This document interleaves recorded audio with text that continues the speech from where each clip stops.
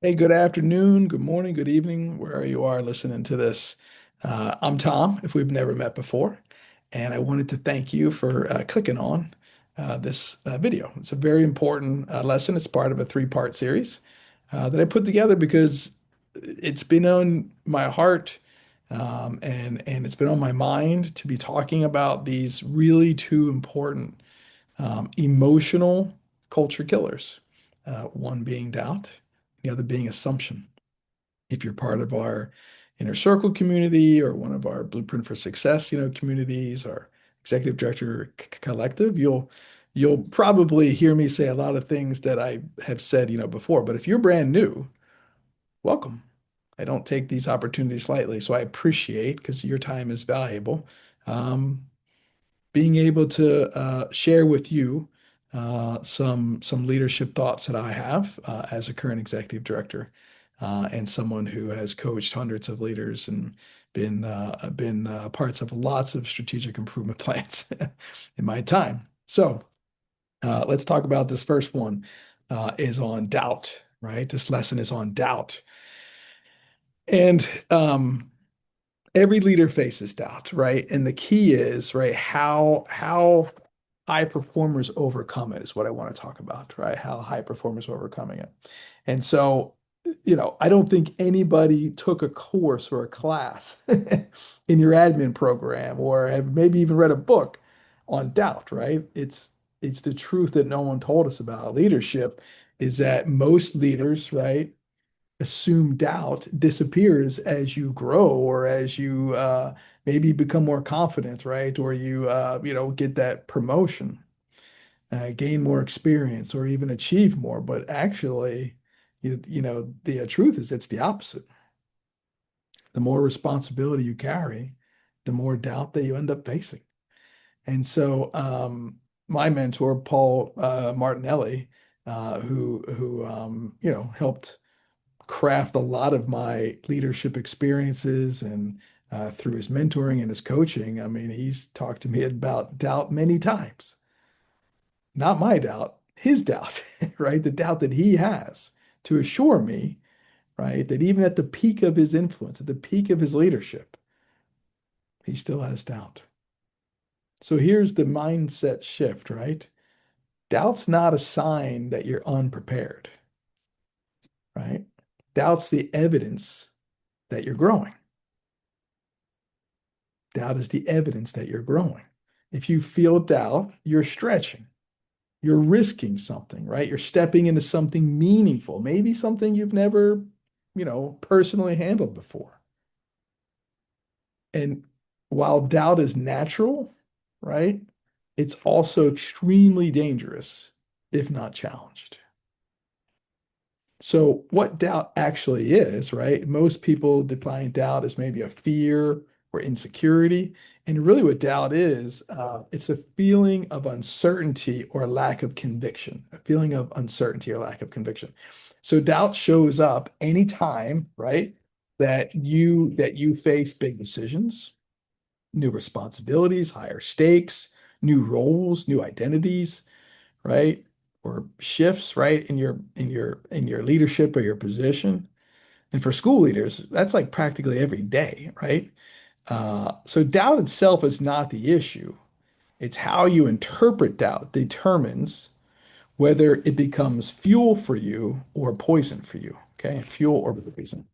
So there's five different types of doubt that leaders face. So did a little research here on doubt from my co-writer of everything. His name's Flash. It's my chat GPT. But we spent a lot of time talking about doubt and listening to Paul, Martinelli and other, thought leaders, John Maxwell, right? Everybody has said, of course, they have doubt. They all have that voice right here, right? So, understanding these types of doubt, right, will help you diagnose what's happening internally instead of reacting emotionally. That's the goal here. So the first is self-doubt, right? So you may want to write these down. Self-doubt, right? And that's, am I capable? Do I have what it takes? What if I fail? Or who am I to lead this, right? I I think I've had that at least 20 times this year. Includes things like imposter syndrome, right? Replaying failures, negative self-talk, keeping a mental list of your shortcomings or your previous fails, right? And self-doubt, it's the loudest and the most common form of all doubt.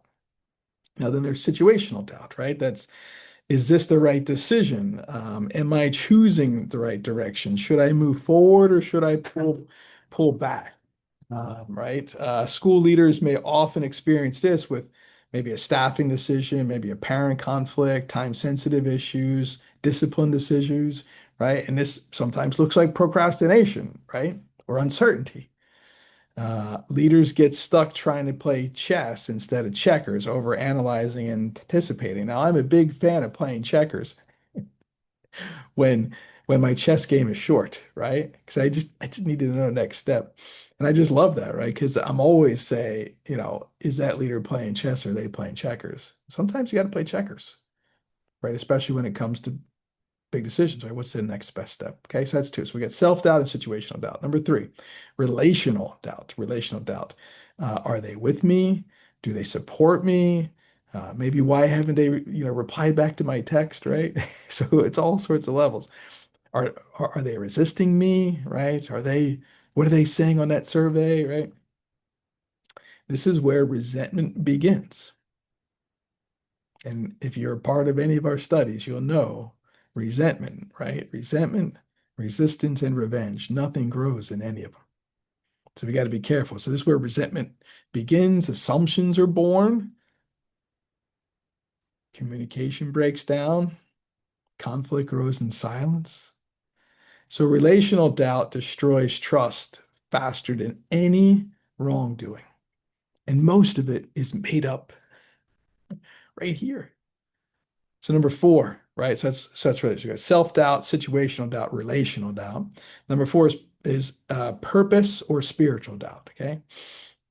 Am I appalled to this? I can't tell you how many times, and I really get on these Facebook groups, these principal groups to see kind of like what's going on in the industry so I can try to help. And man, there's a lot of messages that just start off with, I'm not sure this is the job for me, right? It's out there so much. Do I belong here? Is this what I'm meant to do? Like, why is this so hard? So leaders with strong faith sometimes face more spiritual doubt because the stakes might feel higher. Okay. So, depending, I'm not trying to put my faith on you, but we all have a spirit, right? We all have a spirit for sure. So number five is functional doubt, right? This is like, did I lock the door? Did I send that email? Did I do enough? It seems small, but chronic functional doubt erodes confidence in your own reliability in yourself. And remember, you're the one who's consistently keeping shortcomings, right? Those mental shortcomings. So we talked about those five. So it's self-doubt, situational doubt, relational doubt, purpose or spiritual doubt, and functional doubt. So thank you, Paul Martinelli, for helping me with those. And my buddy Flash, I live through all of them, sometimes all of them in an hour, all depending, right? All depending on the situation and where my awareness is, right? So here's the dangerous side of doubt. Here's the dangerous side of doubt. Doubt becomes destructive when it's silent, repetitive, internalized, unchallenged, tied to identity, reinforced by past failures, and fed by loneliness. I'm going to say those again. You think about whether these are happening or have happened to you. Doubt becomes destructive when it's silent, repetitive, internalized, unchallenged, tied to identity, reinforced to past failures, or fed by loneliness.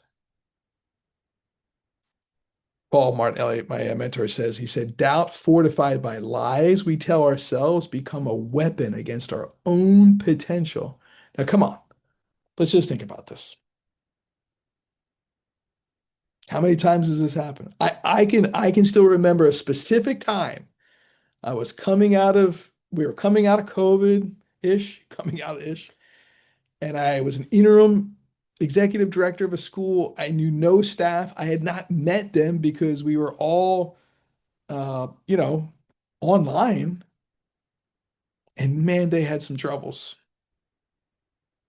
And I remember in my office just being like, you should just quit. You can't do this. Write this quote down. Doubt fortified by lies we tell ourselves becomes a weapon against our own potential. I had to snap myself out of it and say, look, put your big boy pants on, and these people need you. That's what I'm here to tell you. That's the purpose of this lesson. Your people need you. Your people need you. So here's what that quote means, right? Here's the dangerous side of doubt. When leaders keep a list of their failures, it means they probably rarely keep a list of their wins. And the imbalance feeds doubt, feeds it. Your doubt is hungry, right? Because your mind is there to keep you safe. It's there to protect you. It's there to help you take the easy way out. And this is what you're doing when you're keeping a list of your failures and not a list of your wins. You're feeding your doubt. You're giving yourself an excuse. You're building in excuses.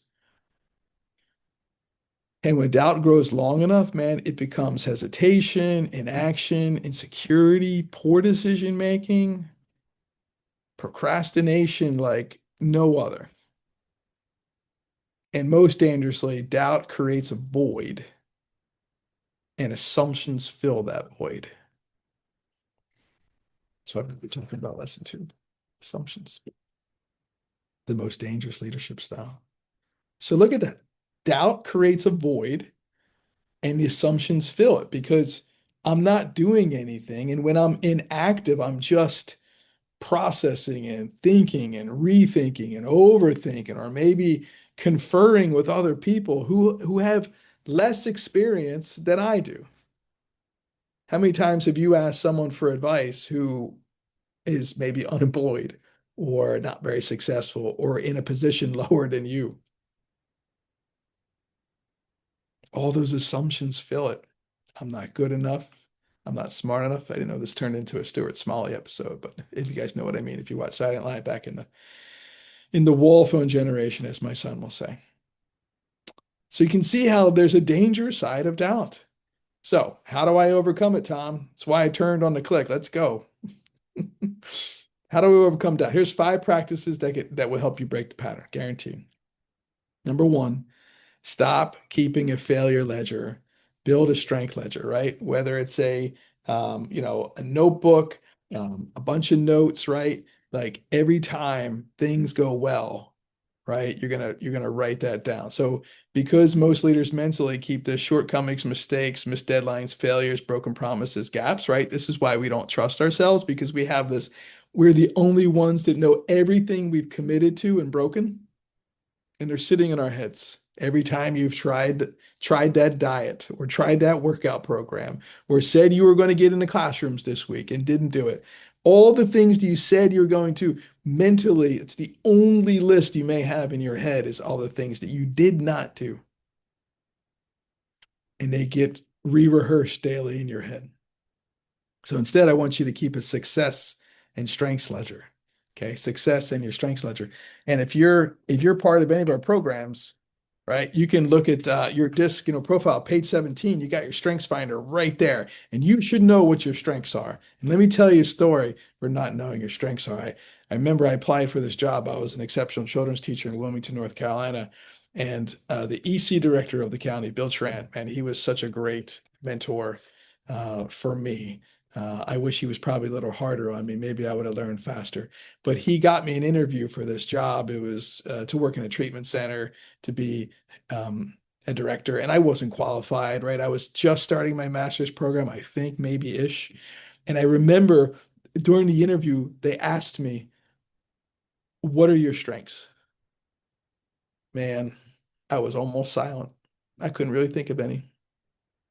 But they asked me, "What are your weaknesses?" Holy cow. Get out your Rolodex. I had a bunch, right? Man, I was not in a good place emotionally, mentally, spiritually. I may have had a lot of confidence on the outside, but I wasn't very confident on the inside. So I want you to start keeping a success and strength ledger, whatever it may be, right? You could even put it in your to-do book, whatever it be, but write down your daily wins. Where did you win today? You should have your big wins and your little wins over and over and over and over and over again. Because when doubt creeps in, you're going to go back to that list. Oh no, I've already been successful. I've already done X, Y, Z. That's the truth, right? The facts may have had a tough afternoon, but the truth is I've done this before and I can do it. So your wins, your breakthroughs, your accomplishments, your courageous decisions, your problem solve, your moments of leadership. This is not motivational fluff, everybody. Right? This is neuroscience. You rewrite your internal narrative by reinforcing the truth, not feelings. Your truth. The truth is you probably have your master's or your doctorate degree listening to this. You know how many people have done that in the world? Less than 1%. The truth is you probably lead a pretty, darn good school under really difficult situations. That's the truth. Someone else is trying to determine what success looks like in your school, but only you can do that. Only you can determine what success is. Okay. Only you know all the ins and outs of what happens in your building every day. Now, that's not an excuse to ignore it. That's still your job.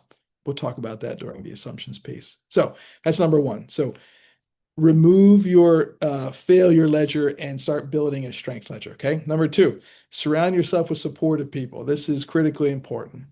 Doubt thrives in isolation. Doubt loses power when it's spoken out loud. And you have a community. I've sent you this because you're part of some community. Maybe you're in our executive director collective. Maybe you're in our inner circle. Maybe you're in our finance director collective. Maybe you're in an EC director. Maybe you're part of our teacher leader academy. Maybe you're just, you're just one of our members on our email list. It's okay. You're part of a community where people want you to be successful. You were never meant or built to carry doubt alone. And when leaders operate in silence, this is something we talk about a lot with our group. Doubt grows, shame grows, isolation grows. So you got to share the doubt to shrink it. This is why we always talk about never suffer in silence. This has been a mantra that I grabbed from my mentor, Paul. He's like, Tom, you better not be in doubt and not text me. Right? Schedule a call. Hop on it. Let's get through it. Let's build the next step. Okay. So that's number two. So there's two things you could do. One is keep a failure ledger, and number two, surround yourself with supportive people. Build yourself a mastermind group. Join a mastermind group. Get into one of our, if there's not a community around you, you can get in one of ours. We've got, global communities, right? We meet every single week. Other principals help you through your challenges. They're there to support you. That's why they come. Number three, feed yourself the truth, right? Not the facts. And so there's a big distinction between facts and truth, right? The fact is, I haven't done this before, but the truth is that you could learn, right? The fact is, I made a mistake, but the truth is, I am not a mistake, right? The fact is, I don't know yet, but the truth is that I can learn the skill. See, facts change, and your truth will empower you. So anytime that you're going through some hard, challenge, you say, yeah, I may not have this, challenge before, but I've done this, this, and this, and I know the framework of overcoming, strategic challenges. Your job is to filter the facts, the current facts, through the truth, not fear, not fear. Number four, seek the request inside the doubt, right? So in every complaint, there's some sort of request, right? So doubt is a request too. So when you feel doubt, don't judge yourself, don't panic, don't internalize. Instead, one, thank yourself for noticing. Like this is good self-awareness, and ask, what is this doubt requesting from me? Is it asking for more clarity? Is it saying we have to go get a new skill? Like what is it saying? Does it need more communication, more support, more preparation, more faith? I mean, this might be in the middle of the night when you can't sleep. You get up, right? And you start journaling it out. You start writing out a plan. Don't start hopping into your emails and doing work. Get in there and get it out and ask it. Is there anything else that you're thinking? Thank you so much for this awareness. Is there anything else? Is there anything else? So doubt can become your teacher rather than your tormentor if you allow it. Let it be your teacher. And number five, reorient yourself towards faith, not fear. This is your spiritual leadership component, and you will always stand confidently towards your faith, right? But when you're in doubt, you turn your back on faith, don't you? You turn your back on your purpose. You turn your back on your calling. You turn your back on your identity. You were born to do this. If not who, if not us, then who's going to do it? But by living in doubt, it can isolate you, right? Faith reconnects you, right? Where there's no faith in the future, there's no power in the present. And you got to be constantly looking into your faith. There's never two great straight days in a leader's life, right? Leadership is all up and down. If you got into this job, you don't think it's going to be all, sky's the limit for me. Well, let me tell you, everything worthwhile is uphill, and it's sometimes a crawl with a lot of holes, right? There's a great book. I've read it twice. I probably need to pick it up again after kind of talking through this, but it's Napoleon Hill's uh, Outwitting the Devil. It was a book that was written over 100 years ago, but nobody would publish it. But he talks about how fear and doubt are the devil's two greatest tools for controlling potential. And you can call the devil whatever you want. Sometimes your mind's the devil, right? But it'll block you. It'll keep you right where you want them, right? And what Paul said, he said, when doubt grips you, you are a useful idiot to the enemy. It's exactly what the devil wants you to do. Nothing. Be lazy. Don't worry about it. Blame other people. Be angry. Let that doubt breathe, right? And grow. So, leaders, we need to turn your backs toward the truth, toward your purpose, toward your calling, toward your higher identity. This breaks the spiritual dimension of doubt. Okay. So, five things you could do: create a strength ledger, surround yourself with supportive people, feed yourself the truth. Okay. Seek the request inside the doubt. Let the doubt be your teacher. And five, reorient yourself towards faith, not fear. So, why heading into 2026? Why doubt must be mastered now, right? The biggest threat to us as school leaders is not our funding. It's not, it's not the parents' bill of rights, right? It's not politics. It's not state mandates. It's not teacher shortages. The biggest threat is internal doubt, internal stories, internal assumptions, internal erosion that kills the culture, internal silence, right? And so leaders are taken out from the outside, right? Or I'm sorry, they're not taken out from the outside. They're taken out from the inside. They're taken out from the inside. So here's a reflection exercise. Like one, I would say make sure you put those five things into play, right? Just start with your win journal right now. Okay. But write down one current doubt that you may have. Where's it coming from? What truth can replace it, right? What have you done in the past? Or what could you do tomorrow that can replace it, right? What request is doubt making? And what's one action you can take today to close the doubt? So, what's that doubt? Where did it come from? What truth replaces it? What request is that doubt making in you? And what's one action you can take to close it? I want you to email it to me. I want you to email me your answer. Okay. And this is where transformation starts to lock in. Okay. So, lesson two is coming up. It should be available tomorrow, right? But it's closing, right? Like doubt creates emotional space, and assumptions fill that space. And assumptions erode culture. They erode leadership culture. It's the most dangerous leadership style in the world is assumptive leadership style. So I'm going to show you how assumptive leadership one destroys trust and how you can eliminate that. So I'm really excited. Thank you for hanging in there with me today. And send me your feedback. I want to see your reflection and your action step. Bye bye.